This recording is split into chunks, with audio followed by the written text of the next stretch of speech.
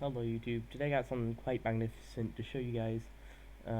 This is kind of messy as it looks like, but it's actually this piece right here. This is an entire crazy design, and unlike Eden's missile spams that will stop the bot, this one will not only stop the bot but continue to go through it, and that is using a bit of circuitry here, and as well as an engine here. So as you guys are about to see, this is some pretty fun stuff. In fact, you don't even really need this observer here, but I use it to give off an example. So you guys can see it moved forward one in the airspace that was right here is now gone. But as you guys are about to see, even though it has shoved this giant pin into the bot, it will not continue to stop. It'll keep versions of this thing. One of them is your music and sounds. Anyway, getting on to the legitimate part of this. One of the big limitations of this is pistons and other weird things like that. They can kind of be a bit messy, as you can see, and slime blocks will definitely not work.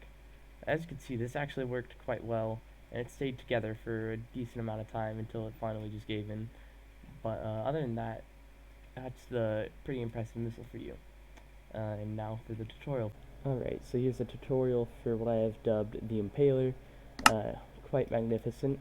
It's pretty small actually. So you're going to want to start with, I'm pretty sure this engine works with it. And you're going to need to have this on the left side with an observer facing onto it, compared to this. So for anyone who's curious on what that looks like, it has to kind of like branch out of it, kind of like this. Really like this.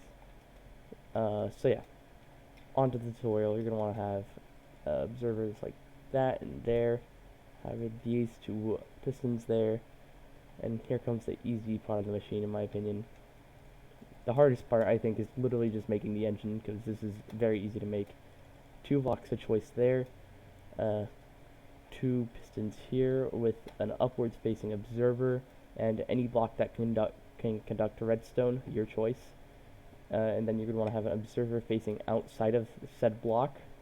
You're going to also want another block of choice here, and two pistons facing at the front of the machine.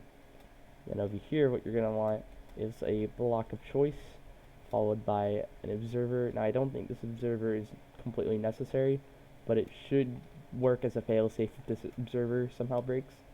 I'm saying should. It probably will, to be honest. Yeah, and also let's just do that. Alright, then you're going to want two sticky pistons facing out like that. You're going to want another observer facing up to a block that can conduct redstone of your choice.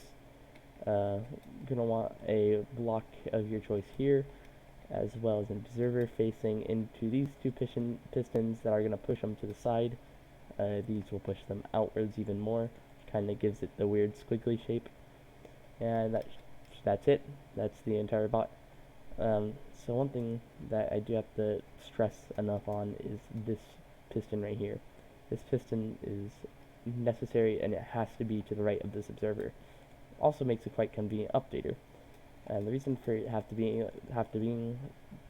like that, why it has to be like that, is because for whatever reason it just screws up the update order on these pistons up here. So let's see. Let's just create like a giant frickin' stick of death real quickly, and start the machine. As you can see, the giant stick of death works as intended. A giant stick of death.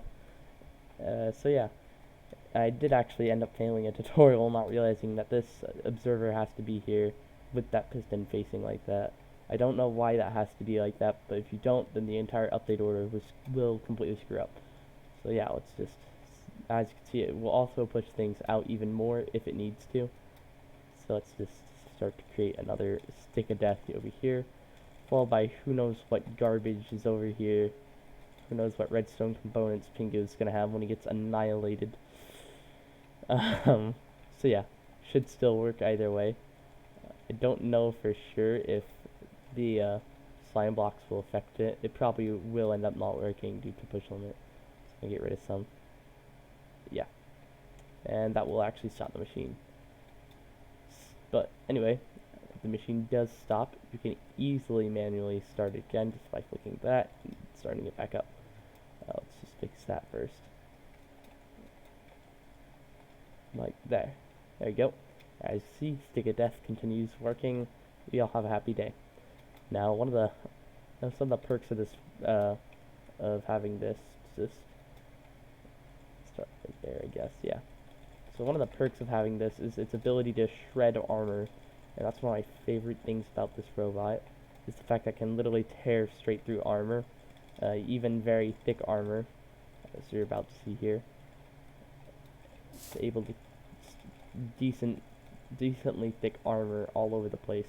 Now there is a no-no spot, and that's right down here.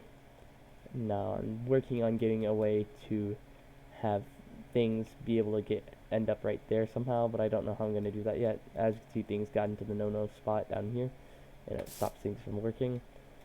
We're going to blame that on the fact that we don't have any signless engines yet, or specifically horizontal ones.